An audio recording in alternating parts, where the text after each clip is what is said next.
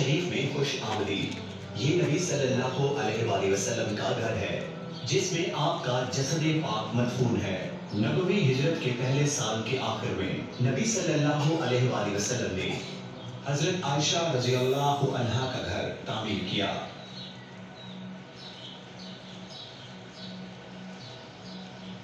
हमारे घर कहने से मुराद रिहाइश का और हुजरा यानी सहन है, और हुजरा ये घर के सामने खुला सहन है और इसका रकबा तकरीबन 4 बाई 5 मीटर है और इसके 2 दरवाजे थे। एक शुमाली जानिब का दरवाजा और दूसरा मगरिबी जानिब का दरवाजा जो कि सीधा मस्जिद की तरफ खुलता था।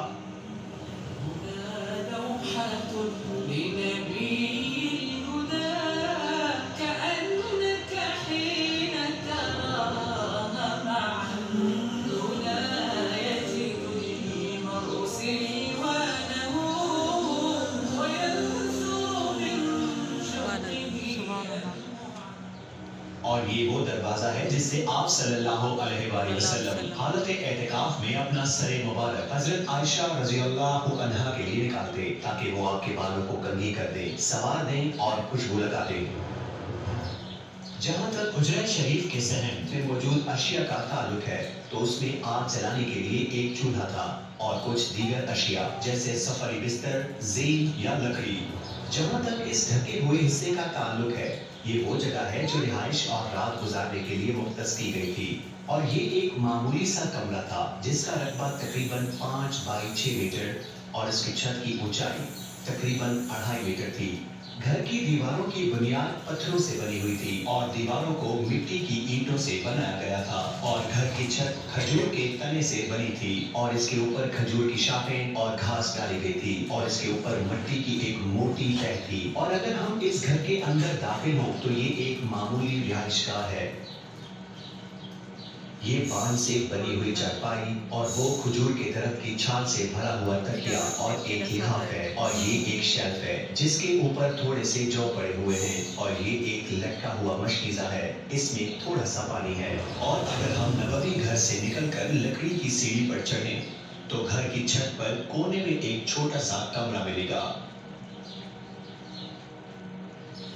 जिसे मशरबा कहा जाता है। ए अहले ईमान, यहाँ इस हुजरे शरीफ में रसूलुल्लाह सल्लल्लाहु अलैहि वसल्लम हजरत आयशा रज़ियल्लाहु अन्हा के साथ रहते थे जो कि आप सल्लल्लाहु अलैहि वसल्लम को लोगों में सबसे ज्यादा महबूब थी और आप सल्लल्लाहु अलैहि वसल्लम ने उनके साथ प्यार से भरी पाकीज़ा, रोशन, अच्छी सोहबत वाली खूबसूरत जिंदगी गुजारी। यहाँ वो हस्ती रहती थी जिसने अपने पैगाम से पूरी दुनिया को रोशन किया। आप सल्लल्लाहु अलैहि वसल्लम ने इस मुबारक घर में अपनी जिंदगी के 9 साल गुजारने के बाद वफात पाई और सैयदा आयशा रज़ियल्लाहु अन्हा के सीने पर अपना सर मुबारक रखकर पाकीज़ा सांसें ली और आप इस घर में दफन हुए और हजरत आयशा रज़ियल्लाहु अन्हा किसी घर में ठहरी रही। फिर 3 साल से भी कम अरसे के बाद उनके वालिद हजरत अबू बकर सिद्दीक का इंतकाल हो गया और उनके साथी नबी सल्लल्लाहु अलैहि वसल्लम के पास दफन किया गया।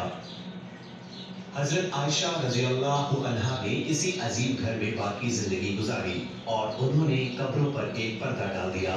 फिर तकरीबन 10 साल बाद हजरत उमर बिन खत्ताब शहीद हुए। आपने हजरत आयशा रज़ियल्लाहु अन्हा से इजाजत तलब की थी कि वो अपने साथियों के पास दफन हो। उन्होंने इजाजत दे दी। आपको आपके साथियों के साथ दफन कर दिया गया। हजरत आयशा रज़ियल्लाहु अन्हा ने इस जगह को अपने घर के बाकी हिस्से से अलग करते हुए एक दीवार बना ली और इस जगह एक कमरा अपनी नमाज और इबादत के लिए बना लिया।